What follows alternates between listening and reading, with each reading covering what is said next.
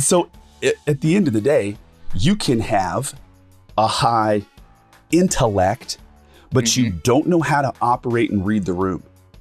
Absolutely. I don't care how, it's really important to be smart, but if you can't read the room and control yourself and control the environment that you're in and understand the emotional temperature.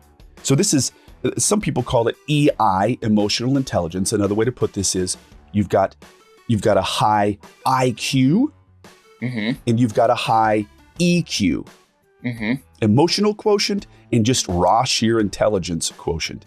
And so the whole episode today is talking about how to manage yourself as it relates to your own emotional intelligence.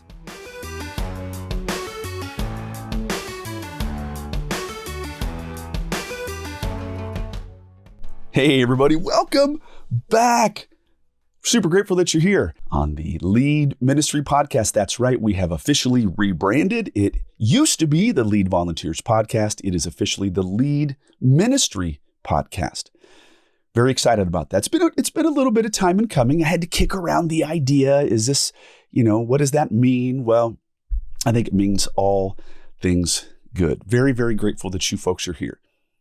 We do this for three simple reasons. Number one, I want to help you to get organized. That's one of the most important things for me. I want to help you get organized. Why? Because if you're organized, life is simply going to be better. If you're in a ministry context and you are not organized, you are going to get chewed up in a way that you wouldn't have to be chewed up if you could just get organized.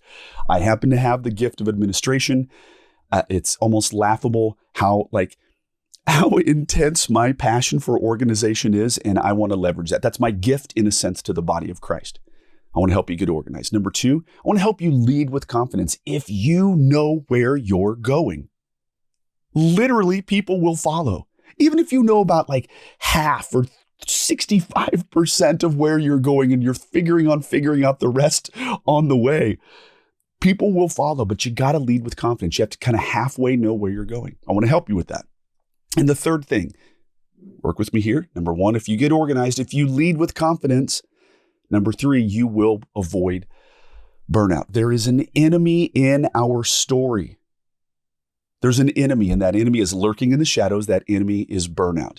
And we want to help you avoid interacting with that negative doomsday character, burnout. And that's why we have the Lead Ministry Podcast, along with a lot of other resources. But that's also why we got our friend Bill. Bill, welcome, buddy. Thanks. So good to be here. Yeah. So not only do we have kind of like a rebranding, the Lead Ministry Podcast, Bill, you're kind of the new man on the scene, bro. You're not only editing and chopping it up and putting it on social media. You're kind of my new sidekick from here on out. That's kind of fun, isn't it? It is so fun. I gotta say, I'm all in, Josh. I love everything Lead Ministry. Yeah. And so we got a lot of things cooking, a lot of new things that are coming out. I'm not the best at like teasing and saying, okay, coming soon. But we literally have a lot of coming soon things. We don't have time for that today, but I am extremely, extremely grateful. All right. Well, Bill, we've been kind of in this zone of talking about self-leadership, right? About lead thyself. And part of leading thyself is knowing yourself. And the funny thing is us leading ourselves and us knowing ourselves, we can actually get better. And that's part of what we're talking about today. So I have to say, our last podcast from last week, it actually had a super positive effect on me as a human. I hope it had a positive effect on some of the listeners. But in all seriousness, over the last couple of episodes, I'm taking these things to heart. I have plenty of room to grow, right? And one of the things that I'm doing in order to lead myself better is to get better control of my physical appetites, like eating food. I'm 49 years old. My metabolism is not the way that it used to be, and I have found in times of being really, really, really healthy in terms of working out just a little bit, eating healthy, whatever, I'm actually significantly more productive. The totality of the excellence of my life takes an uptick when I'm healthier. Okay, so the win is twofold. This morning, my daughter, who went to work out with my wife, they came back and my daughter goes, "Dad, you've lost some weight. You're looking more V than you are pear." And I was like, "Come on." And so it makes a difference when somebody else actually notices. And so I hope that the listeners out there are putting some of these things into practice and hold out, right? If you're trying to get organized, hold out for when somebody in your life all of a sudden out of nowhere, 3, 5, 8 weeks later is like, "Hey, I notice a difference." That matters so much. And I got to be honest. Do I live for the applause of others? No. But when somebody else notices, it makes a difference, right? Yeah, absolutely. You know what we call that, actually? I used to have this podcast. It was called Two Big Guys, TOO, Two Big Guys, because we were too big and we wanted to lose weight. Okay. No longer doing it anymore. But we talked a lot about what it's like to kind of try to gain health in your life. And we had a whole episode once on NSVs. Have you heard of this? NSVs are non-scale victories. So these are victories that you get from getting healthy that have nothing to do with the scale. So you had a primo NSV today. Yeah. Somebody else noticing and saying something. Now, one other piece that was a big victory that I've actually experienced 2 times since our last recording was this idea that you brought up, right? Where you said, "Hey, think in your mind, what does somebody who is succeeding at this, what is it that they do in this situation?" And then do that. And I did that 2 times. I was like, okay, whoa. If somebody was going to be successful at this thing, they would. And then I was like, dang, just do that. So that was a piece of advice from you that actually worked. So super grateful. And so let's jump into today. Again, if you're a regular on the podcast, what we kind of talk about is let's define it, let's develop it, and then we have a call to action. Let's do it. And by the way, just so that everybody knows, if you're a visual learner, we have every bit of this podcast 100% now on YouTube. It used to be only audio. Every once in a while, it was a video. It's now all the time 100% video. You should go check out YouTube. But here we are. Today we're talking, let's define this thing, mastering emotional intelligence. That's where we're headed. We're seeking to master emotional intelligence. Part of leading yourself is having a high emotional intelligence. Yes, absolutely. Emotional intelligence is the capacity to be aware of, control, and express one's emotions and to handle interpersonal relationships judiciously and empathetically. So at the end of the day, you can have a high intellect, but you don't know how to operate and read the room. Absolutely. I don't care how, it's really important to be smart, but if you can't read the room and control yourself and control the environment that you're in and understand the emotional temperature. So this is, some people call it EI, emotional intelligence. Another way to put this is you've got a high IQ and you've got a high EQ. Emotional quotient and just raw sheer intelligence quotient. And so the whole episode today is talking about how to manage yourself as it relates to your own emotional intelligence. Okay, there's 4 big components as we kind of try to define this. There's 4 components. Number 1 is self-awareness. So this is tuning into your true feelings and becoming the captain of your emotional ship. Do you have the capacity to be self-aware and to go, what am I feeling right now? Talk to me. Yeah, this is totally true. And honestly, can I just say right now, because sometimes when you hear like a podcast or you hear something like this, you go, okay, these guys are experts. They're doing all of these things perfectly. No, that is not what's happening. We are all in process. And can I tell you that like I often am like trying to search for within my very self what my emotion is, right? Because what happens a lot of times is that we can basically mask our emotions, and they all become like the top 3 emotions, right? Like I'm happy, sad, or angry, or whatever it is, and sometimes we can just mask discomfort that we're feeling or irritation with what we're feeling, and it just comes out, all we feel is anger, right? Because we don't, so we don't really know what's going on. And so you can't be in control of that which you don't know. Right. Absolutely. And so this is the process of basically like figuring out your feelings and why you're feeling that way. Okay. Now I got to push pause on this.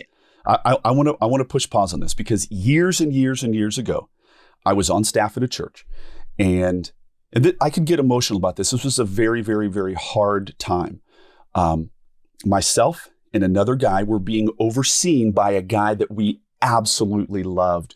We had so much admiration for. We had so much long-term, like he was our guy and he was literally in our corner.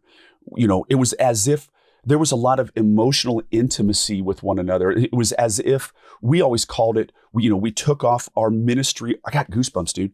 We're taking off our like ministry armor with one another. We saw sweat. We saw small amounts of blood. We saw dirt. We were absolutely in this thing together. And this guy had in a ministry failure 11 years earlier, where he had an affair and he had been covering this up for 11 years. And we didn't know anything about it. Nobody else knew anything about it. But we were so close to him that we were watching God do this work to uncover this. He was going to free this dude of what was going on. And we were looking back, we were like, wow, God is putting him through the ringer. He's not allowing this to be, he's going to uncover this for this dude's good. And we watched this really grotesque, painful process of him be completely broken, and it finally came out. Well, it was like a death. Right.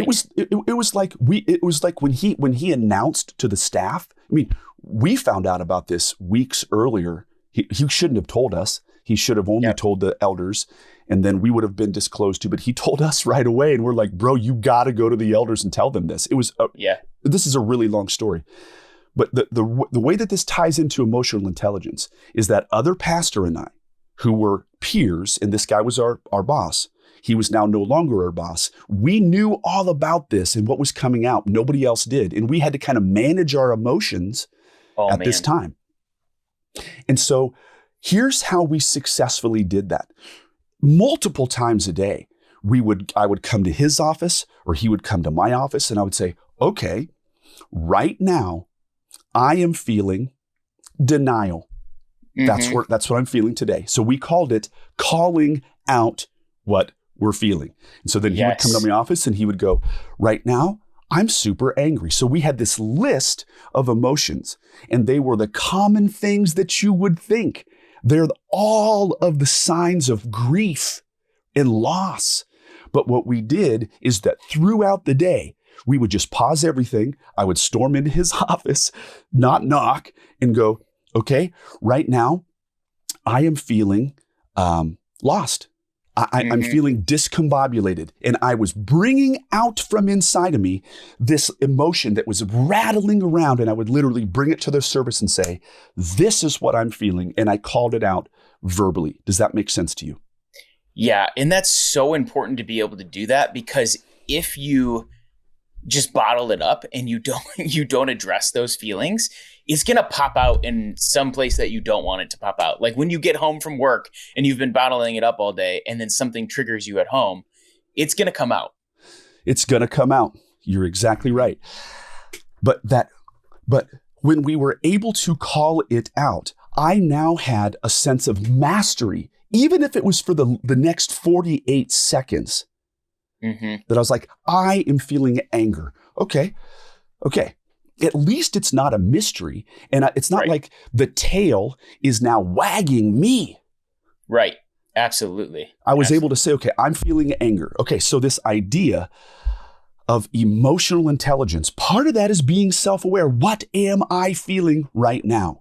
Mm-hmm. Now, the next one is self-regulation. Mastering your emotions allows you to navigate the ups and downs. So I've called it out, and now I'm like, okay, now that I know I'm feeling angry, now I'm going to, because here's the deal, because I knew what I had called out, what I was feeling, now I could grab onto that and I could steer it.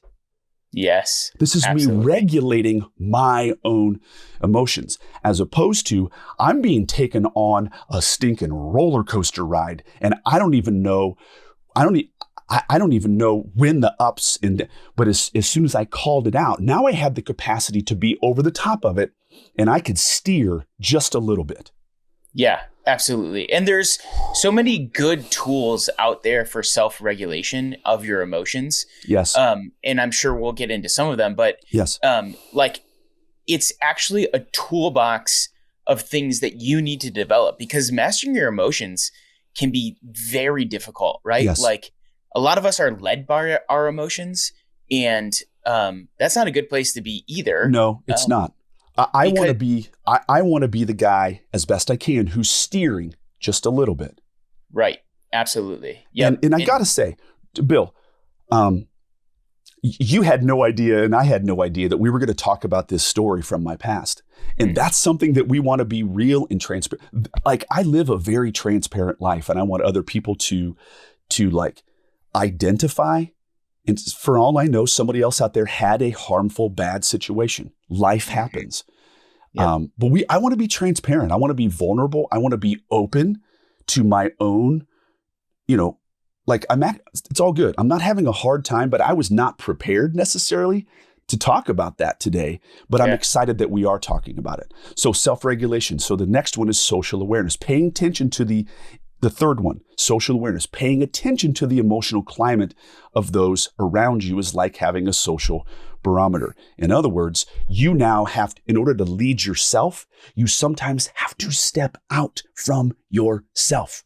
Mm-hmm. Yeah. And you have to think about, it's a practice and a discipline to go into a room and to kind of notice how people are feeling, That's right. And there's so many nonverbal cues to figure out how people are feeling. Like, for instance, I took my daughter to the dentist today. Okay. My daughter is one of these people who really does not like doctors or dentists or anything like that. It's not her thing at all. She gets very nervous about it. And so I'm watching her as they're about to like go into her mouth and check her teeth. And I'm like just looking at her face, and I'm thinking, those are worried eyebrows. Yeah. Those are worried eyebrows. Like, I could just look at her eyebrows and know that she was worried. And because you had enough emotional intelligence to be able to read somebody else's emotional social cues. Right. Absolutely. So like, that is actually not just something innate that I was born with. No, it's something that you develop over time. And so going back to our previous episode on growth mindset, this is a skill that you can actually develop. If you're not very good at really reading the emotional barometer of other people around you, you can get better at it. That's right. It just takes time. And what it really takes is often for you to just listen and observe really well. Like, try to think through, how is this other person feeling and why they might be feeling this way. Okay. Now I have to slow all of this down and say that as I was thinking about today's episode, I kind of failed at this just last week.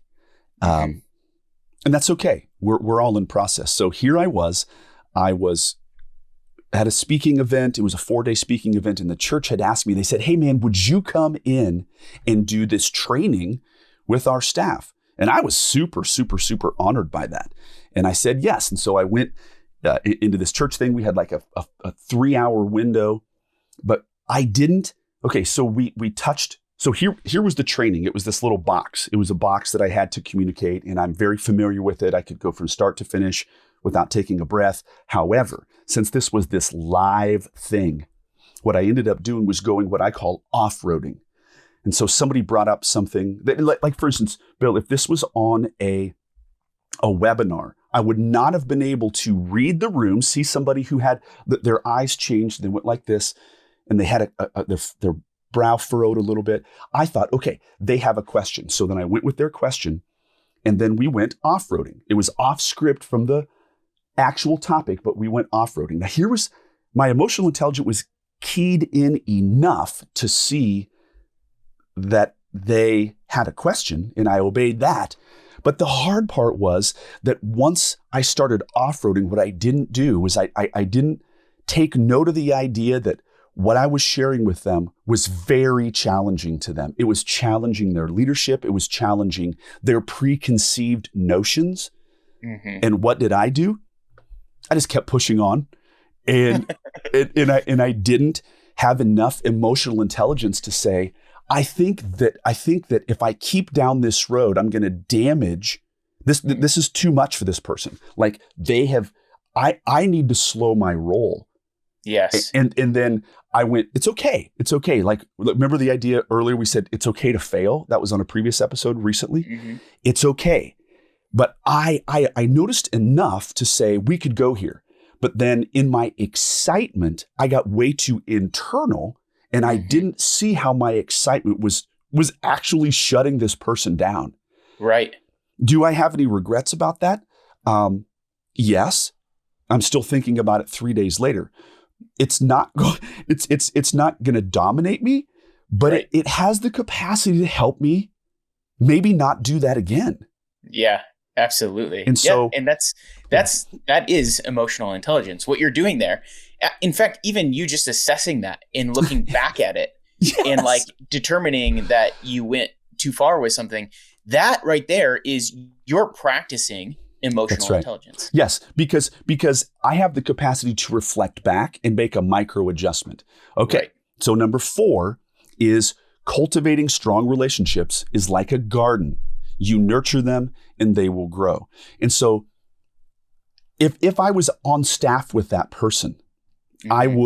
I would then quickly, and I've done this many, many, many times, whenever you have a blip or a mess up with somebody, and I'm not going to say I messed up, but I'm not going to say that there was emotional injury. It just was too much for too long for that dear person, right? Yeah. Yes, absolutely. Okay. And so if I was on staff, then I would intentionally circle back around in the next 24 to 36 hours to have a non-confrontational, not back on that topic, some type of remediation, some type of small thing. You know, I'm just dreaming. I might, bring them a cup of coffee. I might do something that's socially a win to kind of help, not repair, but to make sure that our relationship continues to fit for the future. Does that make sense to you? That makes so much sense. Yeah, our senior leader at my church is really good at this. Mm-hmm. He'll often, as the senior leader, he's got to meet with a lot of the staff and a lot of the upper level staff. Sure. And so he'll say sometimes, "Hey, can I catch you later today or after this meeting?" And because he's the big dog, in the organization, you kind of have to. For a lot of people, they go, "Oh, the lead guy wants to meet with me. What did I do?" Yes. And so because he has high emotional intelligence, he goes, "Hey, I want to meet with you later." And he always says, "It's nothing bad. I have something exciting to share with you," or okay. "I want to work on a problem with you." Can I pause? It just brings the temperature way down for us. Okay. This is really important because a senior pastor in my past said something extremely intelligent one time. Here's what he said. He said, "The senior pastor speaks with a bullhorn. No matter what he says, he's speaking through a bullhorn." And so therefore, what your senior pastor is doing is he is saying, "Ooh, just by virtue of my position, this is going to come across as like, whatever he says is going to come across stronger." And so then he is automatic, because he knows that. He's emotionally intelligent enough to know that my position alone carries some gravitas that people are going to be freaked out. Yes, absolutely. So if you're a leader in ministry, whether you're the senior pastor or not, let's say that you're just the leader of your particular organization, and there are some people that are under you. By virtue of your position, You're probably speaking with a bullhorn. The volume is automatically turned up in their mind. Yep. And so your senior pastor, we could take a note from him, which is as he's approaching them, he's saying, I got something super exciting, nothing bad. I'm super excited. I want to share something cool with you. Could we hang out? Yes. And in their mind, okay, that's this idea of relationship management. You know your position and how that could actually be communicated and come across as intimidating. And so you're automatically unintimidating that situation by your verbiage. Super important. Yep. It does make me scared for whenever he forgets to say those words. Okay. Because if he doesn't say, hey, I have something to run by you or something, and he's just like, hey, meet me in my office, then I'm like, okay. Uh-oh. Yes. Now here's an important piece to that. Now, part of the deal is that if you have a long-standing relationship with him and he has proven himself with a track record to not chop your head off, and then all of a sudden, as the underlings, then we go, okay, wait. So he's speaking through a bullhorn. I'm going to regulate my emotions. I'm going to say, what am I feeling right now? I'm feeling anxious because he didn't give me this overt social, everything's okay. So then I'm aware that I'm feeling anxious, and I'm aware of my history with him, that he isn't that bad guy. Therefore, I can regulate my emotions. Interesting stuff. Yes. And he's a great guy, and I don't really worry. Even if we had something tough to talk about, we would be able to do it because that's the kind of relationship we have. So that's awesome. Okay. So we've kind of defined it, what this thing is. Like your EQ, you've got your raw intelligence, then you have EQ, which is your emotional intelligence. Let's develop this and take it even deeper. By the way, Bill, I like this graphic, man. I like how it kind of matches our color scheme, buddy. Come on. It's so nice. Right? Like, we're going to be a broken record, but if you have not gone out to our YouTube page, now is your time. Yeah. I was literally teasing those people who are only listening to audio. That was my deal there. Okay, so here's a good quote. It says, we are, and this is the truth, we are being judged by a new yardstick. Not just how smart we are or by our training and our expertise, but we're also judged by how well we handle ourselves and each other. I could not agree more. This is it is a new day, Bill. It is a new day. Yeah. I just listened to this podcast that was actually talking about hard skills versus soft skills. Preach. That's what we're talking about. Do you know where that term came from? Hard skills versus soft skills? I do not. So that was actually developed in the US military. And the idea behind it was the hard skills were what the machines, working with machines, could do. It was mechanics. It was firing your weapon. Those were the hard skills. And so that term became ubiquitous. Yes. That those are the hard skills, right? Then the soft skills were everything else, which was like how to relate to other people, how to regulate your emotions, all of those other things. And they actually stopped using it because no person in the Army wants to be soft. Okay. So wow. So just the term was causing it to be less successful. So they turned it into emotional intelligence. Right. Absolutely. So we still talk about soft skills, and it might sound like they're not as important as hard skills, right? Like being skilled at what you do. But actually, the reality of it is that in all the studies they've ever done, the people who make the most money, the people who are most successful, the people who go the furthest in whatever area of life that you're trying to go are the people who have developed their soft skills, their emotional intelligence. Yes, couldn't agree more. I'm super excited about this. And I think that we're going to have to go fast through this because I want to make sure that we're staying timely with people. But tools to tap into as it relates to a high EQ or emotional quotient or an emotional intelligence. Practiced active listening. I generally suck at this. Now, I'm actually good. Okay, I got to take that back. I don't want us to be self-deprecating. I have grown a ton. I really have grown a ton, but it comes down to eye contact It comes down to mirroring somebody else's body language. Yep. It comes down for me to not try to think about what I'm going to say next, but truly be completely engrossed in what they're saying. Another one, Absolutely. figure out stress management tactics and techniques. For me, a lot of it is catching myself wanting to validate what they're saying, even wanting to interrupt to validate what they're saying. And so I have some little internal devices, one of which is just simply breathing. A really long breath in, hold it for half a second longer than normal, and a really long breathe out as I'm intently staring into their eyes. Another one, tools. Develop conflict resolution skills. We can't dive into a ton of this right now. There is yes, this is a shameless plug for the future. I am in the first third part of developing a brand new course, which will be a part of leadministry.com, called Lead Conflict if you are in a ministry context. And you simply do not have like conflict resolution in your front pocket and in your back pocket. You are gravely underprepared. Yeah, you have to, this is part and parcel. And so that's, of course, why I'm developing this new course, Lead Conflict. Okay, another one, quickly, is empathy. This is huge as it relates to emotional intelligence. What that means is you have the capacity to see someone else and stand in their shoes. How would this make them feel? And naturally, this is a normal and natural thing for me, to the point where I actually have to guard against feeling too much for somebody. Sure. That my wife is kind of like, yep, hang on. This is what she used to say to me, Bill, because of course, as a pastor, you're at a church, you end up getting into people's lives, and people, when they like you, I don't care what position you are. I don't care if you're the counseling pastor or if you're the whatever.